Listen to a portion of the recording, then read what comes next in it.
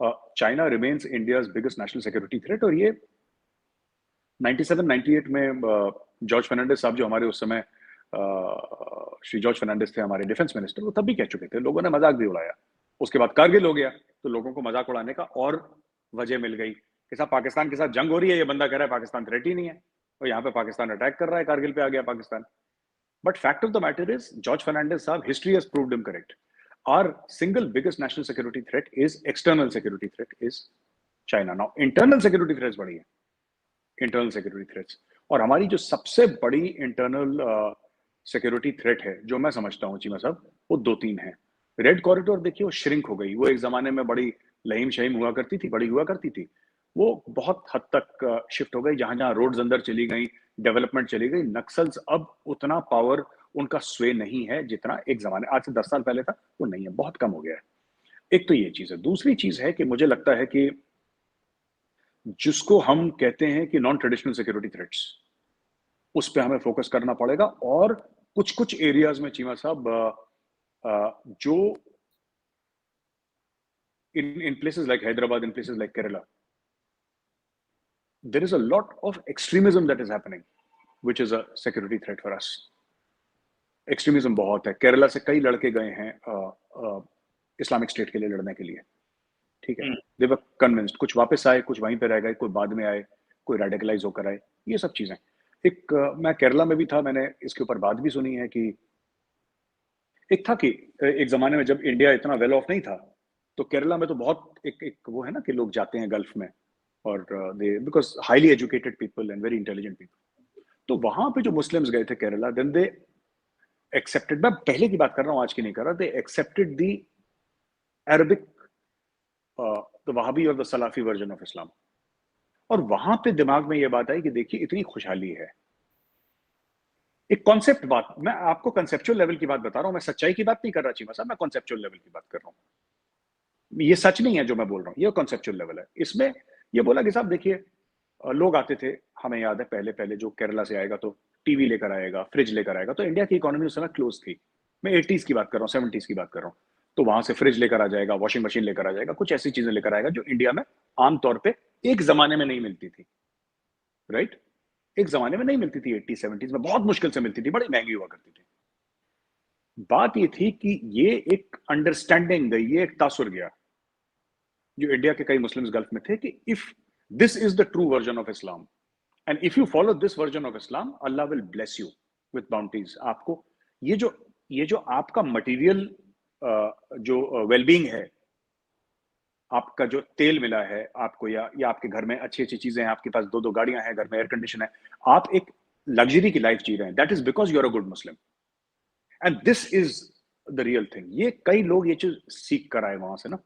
अब तो प्रिंस मोहम्मद बिन सलमान खुद कह रहे हैं कि you know there should be a milder version of Islam, और जो अंडरस्टैंडिंग, तो उन्होंने बोला कि मैं हदीस को नहीं मानता, मैं सिर्फ कुरान शरीफ को मानता हूँ, और ये सब चीजें उन्होंने करी हैं। तो धीरे धीरे धीरे वहां पे भी चेंज हो रहा है। लेकिन हाँ, food security for our people for a very long time, because we are going to become the most populous nation next year or after that, right?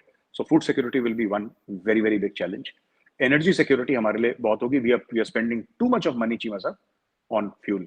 हमें और जिस तरीके से गवर्नमेंट हमारी इलेक्ट्रिकल व्हीकल्स रोल आउट कर रही है, that is प्रेजवर्दी। बहुत मेहनत हो रही है इसके ऊपर, और जबरदस्त स्पीड से वो रोल आउट हो रही है हमारी इलेक्ट्रिकल व्हीकल्स, और जिस तरह हम शिफ्ट कर रहे हैं धीरे धीरे उसके ऊपर। आज की तारीख में मैं कहीं पढ़ रहा था कि दिल्ली में 25% ऑफ द व्हीकल्स और 20% of the vehicles are EVs.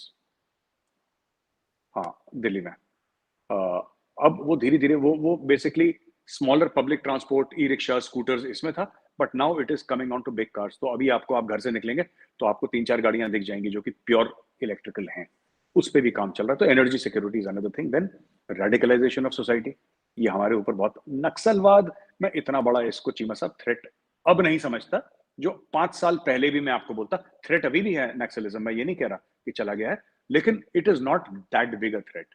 I think food security, energy security, चाबियां यहाँ पे हैं।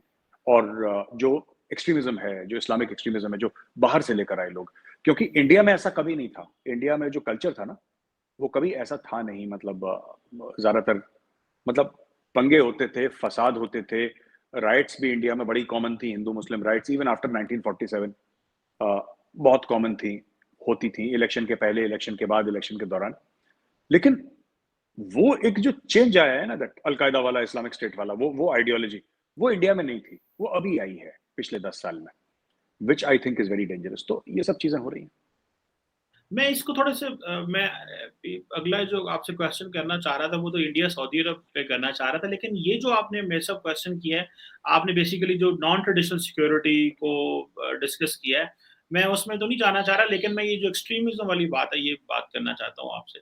ये बताइएगा कि ये जो आए रोज खबर मिल रही है कि फलां शहर से इतने मदरसे बंद हो रहे हैं, उस स्टेट से इतने मदरसे बंद हो रहे हैं, और जैसे आपने ये एक्सट्रीमिज्म का किया कि कुछ लोग जो थे वो गए लेट्स से मिडिल ईस्ट में और वहाबी ब्रांड ऑफ इस्लाम आया, तो आप क्या समझते हैं, क्या ये एक सिस्टेमिक ऑर्गेनाइज्ड एक और इंस्टीट्यूशनलाइज्ड थ्रेट है, या कि ये पॉकेट्स में आप इसको समझते हैं कि ये जो मजहबी इंतहा पसंदी है?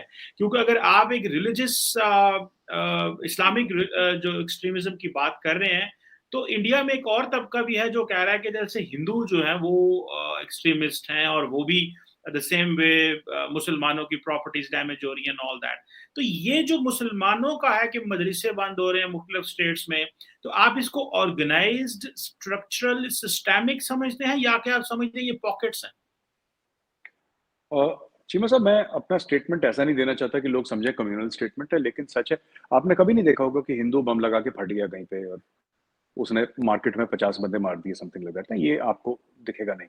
लेकिन अ, अपनी बात सॉरी काटने लगूं, लेकिन ये तो हुआ है कि हिंदू ने मुसलमान को मारा या मुसलमान ने हिंदू को इंडिविजुअली मारा, बॉम्ब लगा के ना मारा हो, लेकिन वैसे तो मरे हैं ना, ये तो नहीं नहीं नहीं, बिल्कुल, ये आज से थोड़ा ना हो रहा है चीमा साहब। हाँ। ये आजादी के पहले से हो रहा है। मैं आपको यही तो बता चुका हूँ कि इंडियन हिंदू मुस्लिम राइट्स